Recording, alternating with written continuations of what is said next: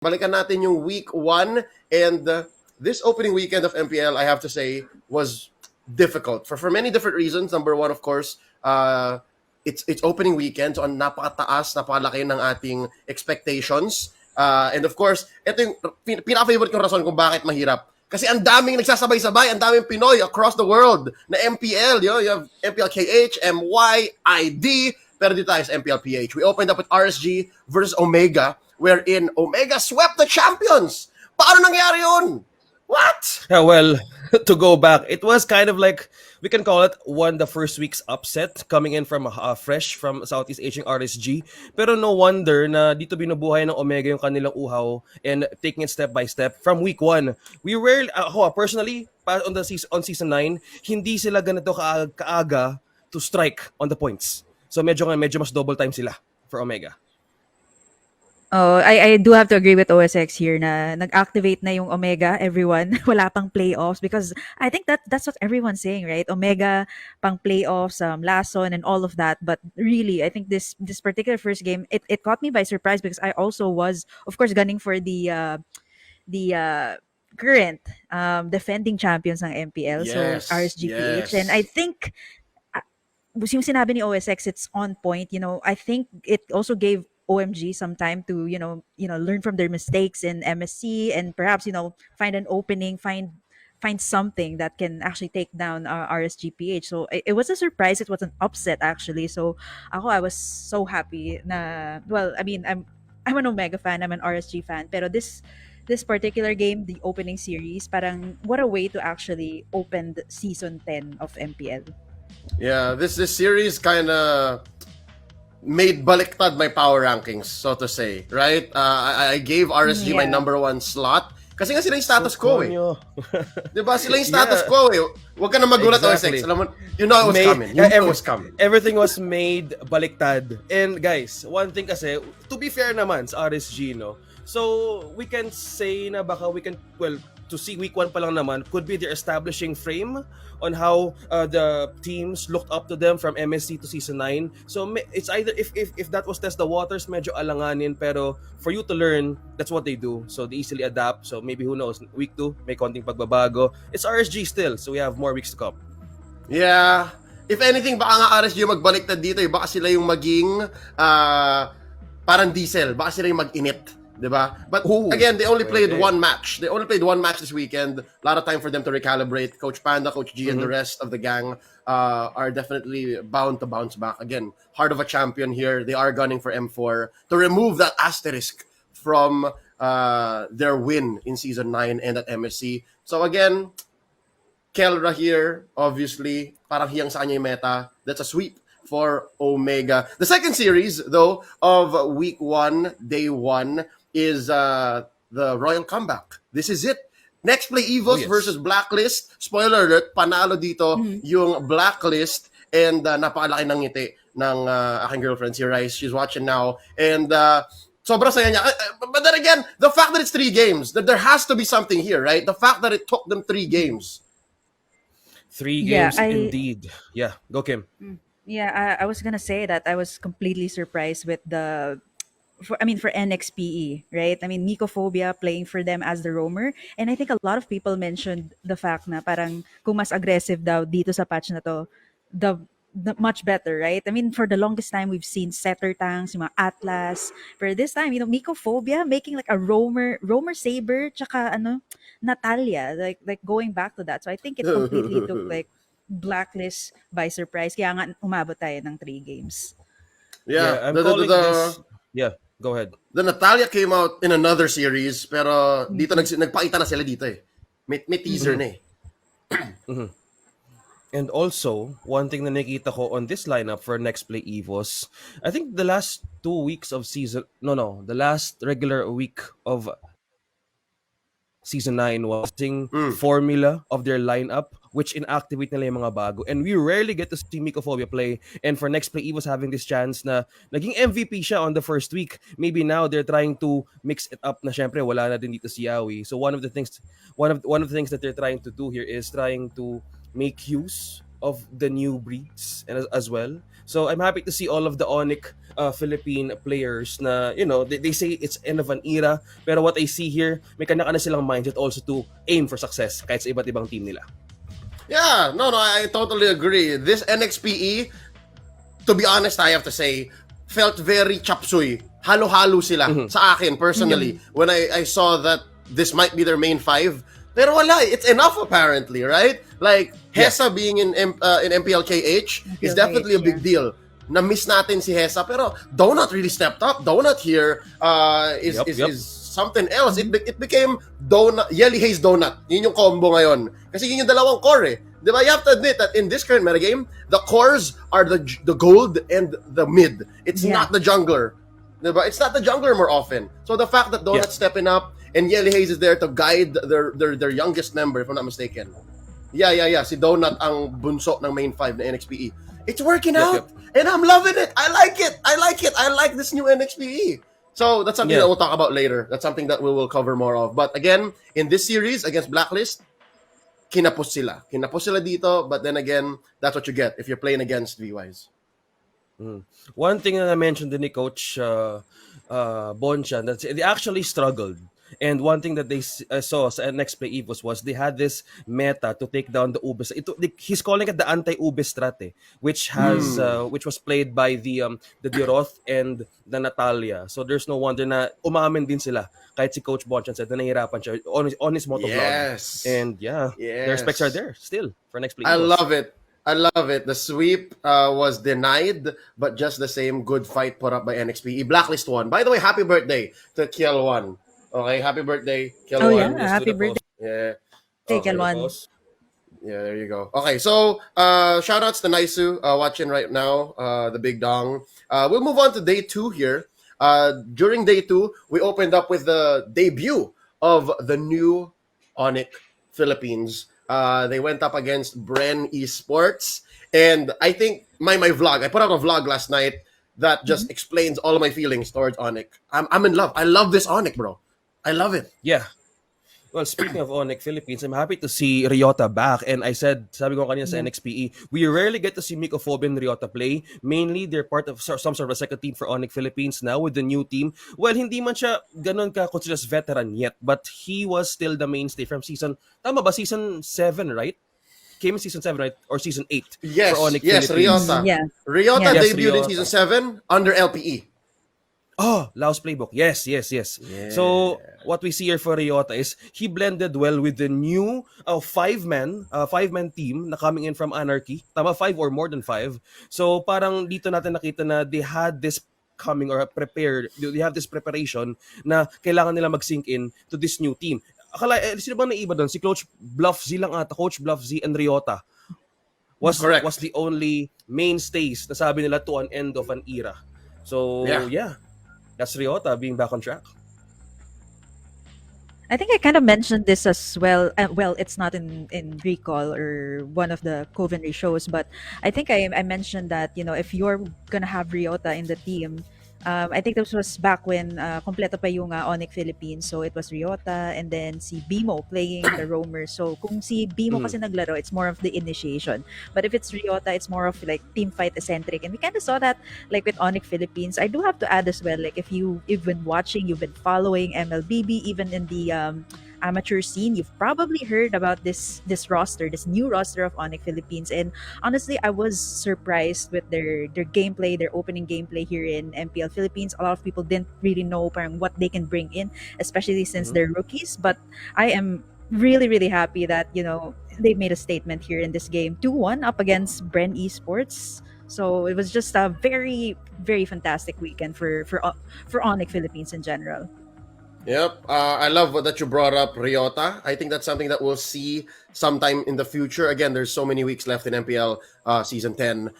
Isa siya sa mga pinaka-plug-and-play players sa buong liga natin. And that's something to look out for. But yes, the story here is definitely the rookies. Monster Anarchy showing up. They earned their debut. 2-1 against Bren Esports. Let's move on to the second matchup of the night. And this one, again, I have to say all of the matches this weekend did not disappoint. This is where NXP showed Yeah. their anti-Ube strat. They're all offense gameplay. Dito talaga nabigla yung TNC. Honestly, I thought after the draft, like, ang ganda ng draft ng TNC dito if you're in the S9 meta, if you're in the defensive meta, look at that kind of team fight right here. Wala magawa yung next play Evos doon. But eventually, they found out how to make it work. This is the base steal. Yan na yung Natalia. Yeah, exactly. This specific match turns... well, Kim, go ahead. Una ka. Hindi, wala. Na-excite ako sa Natalia. Sinabi ko na kanina, di ba? So I kind of hyped it up. Yeah, it was this game, okay? So many like commendable games from NXP, honestly, for this first weekend. So yeah, the Natalia play. And I think for sige, if I may, like for TNC, I think ano kasi, parang they're so textbook, they're so methodical. And I've mentioned previous casts as well, if you're methodical, if you've been playing the same heroes, I think that people can read you. Like more or less makakahanap sila ng way to actually, take you down. So I really think for TNC this time, especially like Bentings, hindi siya masyadong makaset up here. And for TNC, I feel like they have to, perhaps bring out something new to the table because NXPE, wow, call me a fan for this season in particular. It's only been week 1, so I'm looking forward to see more of them in the upcoming weeks. Yeah, no, James is back. Sa totoo lang, and birthday ni James to. Tong araw na to, hindi ko Ay, nabanggit birthday to James. Birthday niya yon. So belated happy birthday, James. I think there was a birthday buff in play here. But then again, you're playing off of momentum. First match nila laban sa Blacklist, may natutunan sila. They executed day number 2 and they swept TNC. So that leaves TNC in shambles. It was a sweep and it was so hard for them to bounce back. We'll see week 2 kung anong gagawin ng Phoenix Army para suportahan ang kanilang koponan. The last match of the night though was also something to behold. The sweep by Blacklist International, which were both comeback victories. Oh. Yep. This wasn't that easy, I believe, for Smart Omega going up against Blacklist na in form. Nandito yung the Royal Comeback was here, si Oh My Venus NY. So this specific lineup, Miko and Kel VJ. This is the return of the king, right? So I can say na medyo nahirapan sila on how to read this game against Blacklist International because all they trying to do here was he's up against Wise. Merong Thams at merong Akai. Ito yung mga hindi ko gustong kalaban sa RG. Kasama pa ng ng meron pang Digi. I don't want to look at this lineup as a safe spot na mananalo pa ako. And I still can't say na more of like it's the execution because all this time sa sa matches ng live audience, it was so hype and napakalapit ng laban. So this was all about execution and kung sino yung huling matalo dito gets the perfect opportunity to take them back. Yeah, it was very execution-centric. Napaka-specific nung kailangan mangyari para magawa ng Blacklist yun and they found their window. They definitely did. Lumabas dito yung prime M3 form nila. And to be fair, that's what you can expect because again, Omega technically here debuted a new lineup. This is KLVJ at 4 and Miko at 5. Yeah. And I love these two. Sobrang iba ng Omega na to kaysa sa normal na Omega natin. Yeah, I love how you mentioned Miko and Kel VJ, the Return of the King, Leo. In part, I want to talk about Miko in particular. I don't know if you guys know this or like maybe our viewers know this. If you've been following the MLBB female scene, Miko was actually the coach of Smart Omega Empress, which is the female team of Smart Omega. And I think it really plays a part yung pagiging roamer niya, yung knowledge niya in drafting because he's the one drafting for Smart Omega Empress. So I think it's a different kind of gameplay we've seen here. Most of the time we've seen like Etomax tsaka Chaknu combo. But this time I'm really happy to see like KLVJ and Miko, and honestly they played out of their minds in this game. But yun lang if you're going up against VWise, well, it's a different story. I honestly felt like they could have gotten the series, or maybe like hindi naman the entire series, but maybe like a 2-1. So I was expecting at least a 2-1 for like Omega and Blacklist, but King and Queen. Don't make experiment. Don't make subok against Oh My Venus. All right, you'll get swept. It's gonna happen. But then again, great effort by Omega. I can't wait. I can't wait to see more. I can't wait to see more from Omega. I mean, this Omega specifically. As much as I love Cap, as much as I love Etomax and the Mamba, parang may something si Omega kapag Miko Yeah. and Kill. We'll talk about that later though. More of that. Let's go to day 3 though. This is a 2-match day and the first match was a sweep by Bren and parang tinag team ng NXP tsaka ng Bren yung TNC. So I'm guessing there must be some remnants of the previous day's defeat. Feeling ko lang. I don't know. It looks like TNC were not TNC here this day. There has been as a viewer may konting struggle how do they want to execute their lineup, pero this specific match na highlight ko yung combo ng Diggy tsaka Faramis ng Bren Esports. Oh, yeah. How deadly is this combo? Pos 4 pos 5 Ogwen and Few making it stoppable sa pag-igot pa lang, and specific team fights ang daming pa din na save dito na nahirapan mismo si Yasuo even sa laning. Master Grabe Ogwen. grabe Yeah. yung Faramis, no? I think out of all, wait, maybe we'll talk about that later on, but honestly, the Faramis in this current patch, na-imagine nyo ba Faramis and Estes? Can you imagine that combo? Like, no one's gonna die. Like, you have the Oh. cult altar, tas you have the blessing of the moon god. So, wala lang, just a possible combo na Only I thought of. Sabi regen, ko, no? grabe yun. Only regen, only buhay, sustain to the max. So, yun. We'll talk about the hero of the week later on. No? So hindi ko muna i-detail yung part na yan. Yeah, there's a lot that this week brought us. And I think the teams are making what exactly is possible and what the real threats are on the battlefield this day. But that's something to talk about. Faramis Estes, Faramis Diggy, Diggy Estes. Parang make your own doomsday machine yan eh. But in the end, you really have to watch out for corners. You have to watch out for what is possible with what's left out there. And there's so much out there. You know what, guys? Chat, I can see what you guys are talking about. I would disagree if you say that the tank meta is dead. Because as you can see, Akai is still a thing. Akai in the jungle True. is still very lethal. Not to say because I just started learning how to play Akai, I'm not being biased here. Maybe I am. Pero don't write it off just yet. All right? But then again, congrats pa rin Bren Esports dito. Definitely looking good in week 1. Master Ogwen here helped earn this sweep, leading his team to a victory. Then the last series of the weekend, I have to say, I enjoyed a lot kasi nanood kami ni Manjin. Nasa stands kami ni Manjin nito. Kasama namin si Renmar. And we were like one of the 10 people in the stands that were cheering for Onyx. And it was worth it. Kahit talo sila. Sobrang sarap lang. Kasi yung Echo, ang daming fans ng Echo. So, bawi lang. But they lost still. 2-1.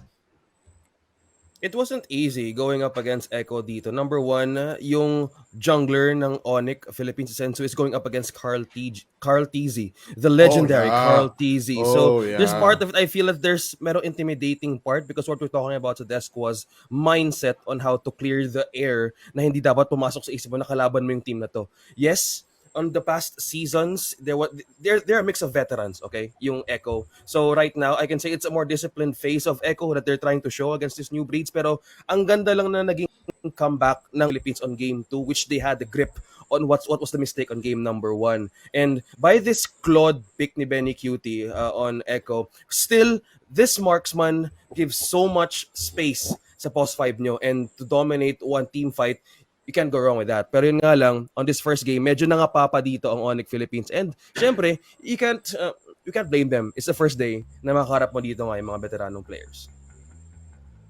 That has to play a factor here, right? The fact that as the jungler, as Shinsui, ang katapat mo world champion. Hindi lang world champion, ang katapat mo M2 MVP Grand Finals world champion. So Yep. as a rookie in season 10, yeah, that must have played a part. That must have been a role player here. Must have been significant at least. Did you see that, Burger Kim, watching? Naramdaman mo ba na parang, whoa, merong konting intimidation? Yeah, I think so too. You mentioned the mindset, right? And I think in this particular, I want to talk about like Onyx Philippines in particular, si Rapidude, si Sensui as well, because siguro, I don't know if I can plug this in, but yeah, I also do a show about like MPL. So it's called You Patch Notes, can. and I was actually Yeah. okay. Yeah, kasi minsan hindi pwede. So okay, yeah, I do Patch Notes.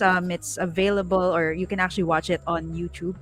Patch Notes, it's under Tier One Studio. So just look up Tier One Studios, look up Tier Patch Notes. It's all there, and I was able to interview RSGPH. And can I just say, ang hirap na kausapin ng ating back-to-back, hindi pala back-to-back, defending champions na RSG Philippines. So apparently, kinausap ko si Lexi, okay? Si Oh My Lexi, yung manager ng RSG, and I asked her, oh, Lexi, can I get them on the show? Can I talk to them? Can I have an interview? And she's like, yeah, cool, sure, pwede naman. And then after a few days, she was like, Kim, I think you have to talk to si Sir Benjamin, which is like the head ng Ben. RSG. Sabi ko, okay, Yeah, sige. it's Ben. Yeah, Yeah. sabi ko, sure, that's fine. That's totally fine. I really want to have them on the show. So kinausap ko, in-email ko lahat. And he was asking me what am I gonna ask the players. So parang I gave a list. So sabi ko, I won't be asking anything explicit, walang anything that will make your players look bad.